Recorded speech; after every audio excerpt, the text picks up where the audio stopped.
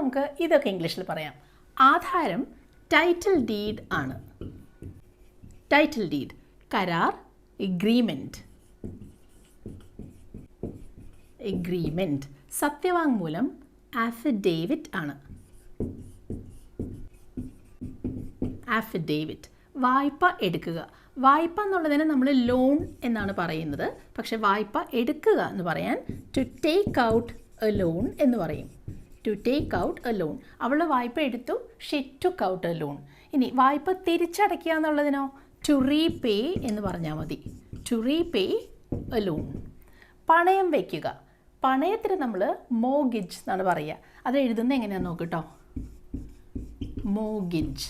Spelling കണ്ടോ? ഈ T ഇവിടെ സൈലൻ്റ് ആണ്. പക്ഷെ പണയം വയ്ക്കുക എന്നൊരു വേർബായിട്ട് പറയാനും ടു മോഗേജ് എന്ന് തന്നെ പറഞ്ഞാൽ മതി. അവൾ അവളുടെ വീട് പണയം വെച്ചു. She mortgaged her house.